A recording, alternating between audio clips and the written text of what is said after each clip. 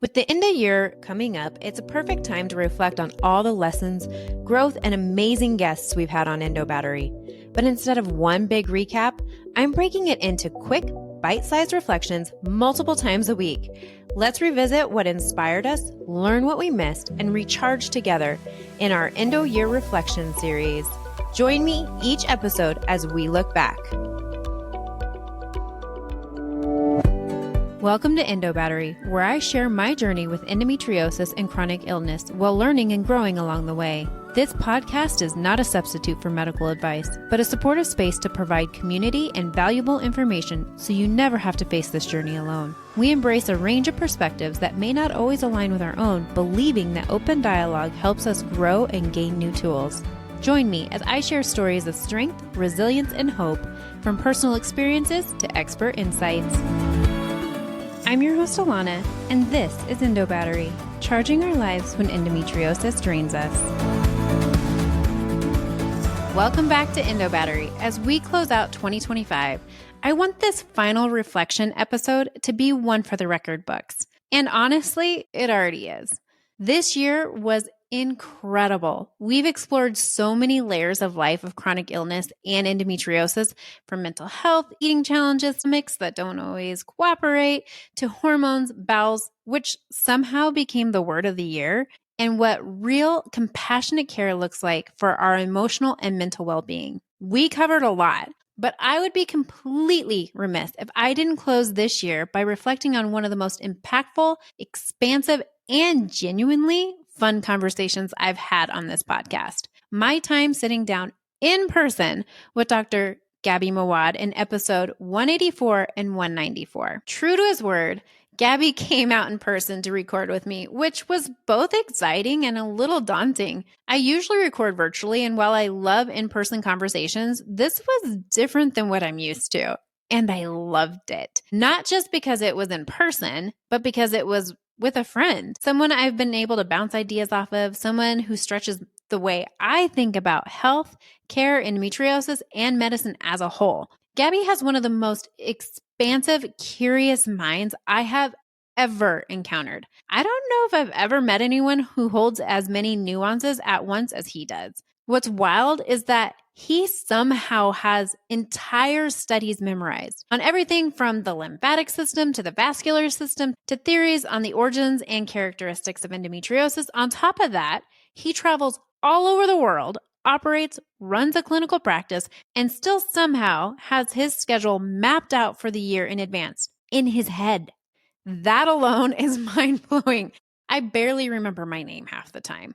But what made this episode special wasn't the knowledge. We talked about the gut and its role in inflammation and whole body involvement, pain pathways, and then we went further into advanced imaging, artificial intelligence, and how technology may completely change the trajectory of endometriosis diagnosis and treatment. I think we're at the infancy of AI impact on our daily life, even though it's making a tremendous progress. In endometriosis specifically, there are a few alleys that were exploited by AI. The first one that I can talk about is the imaging, the identification of the endometriosis lesions through machine learning can help diagnosing endometriosis. And then there are some studies that showed the accuracy is as much as expert. The other area where it's been worked upon is the biomarkers. The biomarkers, either through genetic or epigenetic or even products of the disease, are helping us to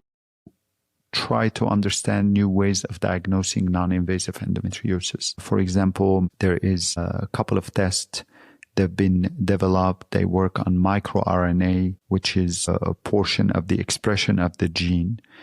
And then they use artificial intelligence to try to stratify the severity of endometriosis and the phenotype.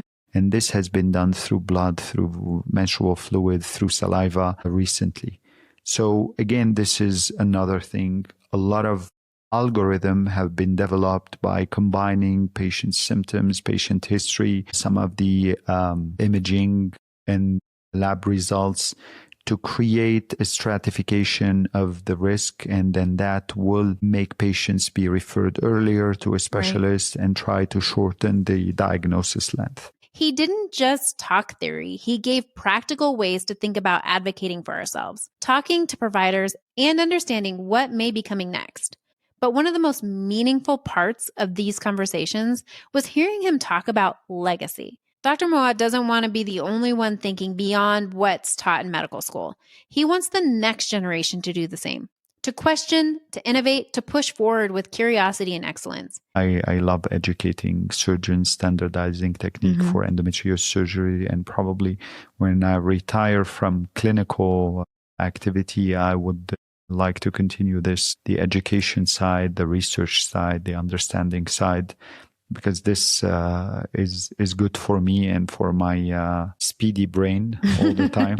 I think individual efforts to impact communities, whether in surgeons, whether in patients, something that I enjoyed doing for the past years, and I will continue enjoy doing, because if I can teach more people to fish, I don't need to fish for them. Yeah. In the sense, when we help or we train or we teach one another, the impact will grow way faster through these, hoping we can come to a better standardization, better utilizing the resource to provide better care beyond the negativity, the toxicity, the gaslighting, the things that are currently happening, whether on a healthcare system, whether on surgical skills system, whether on research and understanding basis.